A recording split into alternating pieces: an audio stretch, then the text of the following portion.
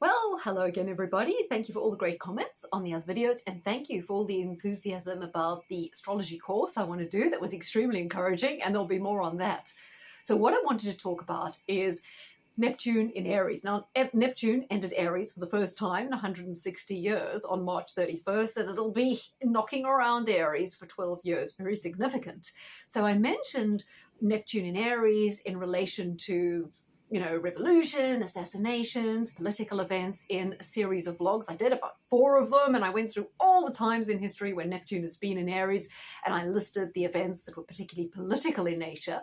France was one of the countries that came up, so I'm particularly interested to see what's happening with Marine Le Pen and the lawfare, similar to what's happening with Imran Khan, what was going on with the Romanian president, what was going on with Trump, to try and get the more, what would you say, nationalistic candidates or the anti-globalist candidates out. Even though Marine Le Pen has already made a lot of compromises, right? She's still in the ballpark of people who are still players in terms of those who want to push back, right? I also mentioned the countries Iran and Iraq being emphasized, and South Africa, potentially also the Balkans. So we're watching all those, when I say the Balkans, former Yugoslavian countries as well. We're waiting for all of those to see an impact. And Ireland was actually another country that came up frequently. What I want to talk to about now is how religion, particularly Christianity and Islam, has been so important and a big feature in world events and social and cultural change when Neptune has been in Aries. So curiously, I've got loads of examples, but they can be a little bit dry. So let's do a little of the kind of political context first. So, curiously, a lot of people think, oh, religion, yes, but it's becoming more and more part of the discourse in so many ways. Note that Christianity is kind of being pushed. How so, you say? Well, look at Russell Brand. He's now supposedly baptized and a Christian, pushing this prayer app, which I think is run by Peter Thiel. So they're pushing the whole Christianity thing. Joe Rogan, many years ago, wasn't interested at all. Oh, that's nonsense. He's either an atheist or a science type, doesn't really believe in it. Oh, now he's really sort of getting into it, having Mel Gibson and all these other kind of Christian people, Catholic people, whatever, talking. What's changed his mind? Why is he suddenly going in that direction? More interestingly, Dr. John Campbell. Oh, yes, he's back on the scene. Now, I remember distinctly, before the UK media were even talking about COVID, they were thoroughly dismissing the whole thing as a nothing burger. But John Campbell, with his big audience, don't know if he had such a big audience at the time, but anyway, he was over there on YouTube talking about what was going on in China and building up on YouTube in the alternate media, this kind of fear factor and this interest in COVID. Then, of course, you know how that all graduated to him talking about the vaccines and then eventually sort of coming on the other side and introducing topics about, oh, well, maybe some of the boosters aren't so good. You know his trajectory. So he's definitely an agent that pushes certain narratives. What's he pushing now? Oh, new studies done on the Turin Shroud say that it's definitely authentic. This really was the shroud in which Jesus' body was wrapped, and you can see the imprints of the blood and blah, blah, blah, and new kind of carbon dating proves. And he was on Joe Rogan talking about this. So this also strikes me as interesting. They are pushing the validity of Christianity. Now, if you are Christian, you think, oh, well, that's good, but you ask, but why are these people talking about it? I think they want to drum up an interest in Christianity, because what does that bring to the fore? Discussions about revelations, Armageddon, the apocalypse. They can start talking about the dynamics of Gog and Magog and the building of the third temple. There's a rumor going around that heifers are going to be burnt this month. April's the month when this kind of thing happens. So that's all ramping up. Although I must admit, I also heard stories that they're not building the third temple where the Al-Aqsa Mosque is. They're going to find another location. But can you see these themes are very much within the discourse? And that's why they want people to be getting into Christianity again, because they want to start bringing on lots of discussions about revelations.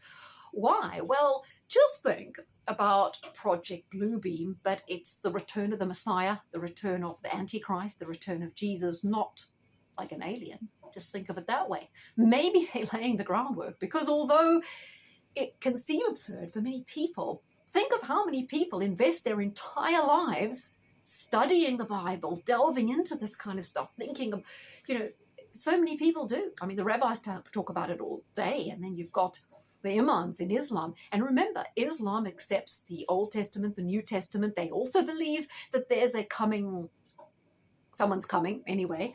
I'm not sure how they would refer to it, but they also believe that some sort of Messiah figure is coming. So you've got the three Abrahamic religions all basically buying into the same backstory, therefore all buying into Revelations. Now, another reason why religion is so big with Neptune in Aries is because the increasing amounts of people of the Islamic faith coming into Europe, into America, and obviously they are generally seem to be very fervent about their religion, very interested in it. But it is also a characteristic of immigrant communities that they're more likely to focus on religion because it keeps them together. There's almost a siege mentality. As immigrants, people could feel alien in a foreign culture, more under threat. Therefore, having something like a religion and mosques to go to helps them integrate, meet other people, feel more secure in another country. So it kind of is an immigrant theme that religion would be bigger. But that does also mean Islam is growing in Europe. But it doesn't really matter to the powers that be because they're all buying in to similar themes. They all believing in this end times thing, in this coming Messiah, and they can use that belief to manipulate world events and manipulate people and getting people to accept it. Now think about religion. If people didn't die, would there be as much need for it? I mean, death is the infinite uncertainty. People naturally hate uncertainty, right? So they need to have some comforting ideas like, oh, well, they're going to meet up with their loved ones on the other side, that there's a heaven where everything's going to be perfect and all their pain is eased, that they'll maybe meet up with their pets on the other side. And because they need to believe that, to feel more secure and to feel consoled during times of bereavement as well, people can play on that and manipulate it. Plus, there's an awful lot of suffering in this life and injustice. People need to feel that there's eventually justice. They don't see justice on earth. So they need to feel that there'll be justice in heaven, that people will go to hell for being bad or be made to pay through karma or some mechanism. And even if people have a really miserable life and they have a great deal of hardship, it may be comforting for them to think that they'll have a better time in the afterlife, makes it easier for them to accept this life. But in a way, isn't religion very pacifying? Because if you're thinking, oh, well, God's going to deal with the baddies, God's going to do justice, and I'll have a better time on the other side, you're less likely to take action now. So it does make people passive because they think there's this greater force where everything evens out. Whereas if they didn't believe in that, they might be more likely to get angry, get upset, take action, and improve not only their own lives, but try and get some justice in this life. So you can see religion is important. It really is a big control mechanism. You can use it manipulatively. You can tap into people's fears and use emotional blackmail and manipulation. And then you can also tell people, well, there's this heaven waiting. But if you don't follow what our rules that we kind of made up to the letter, you might not get there. So religion, for many reasons, very, very manipulative. Now, and that's why they wanted, to come up. I mean, Alex Jones is another one, always on about religion. Then you've got, Nick Fuentes, Brother Nathaniel, there's that element as well. So religion is to the forefront, whether people are discussing it, discussing how it influences people, discussing how it influences world politics. It's all like massively in there. Now, another thing where it comes up, Trump's got this Ark of the Covenant thing, obviously a replica, in Mar-a-Lago. I mean, he's buying into something there, isn't he? What is the Ark of the Covenant? Well, it's something where they kept the tablets that Moses supposedly wrote down the 10 Commandments on. Let's go to part 2.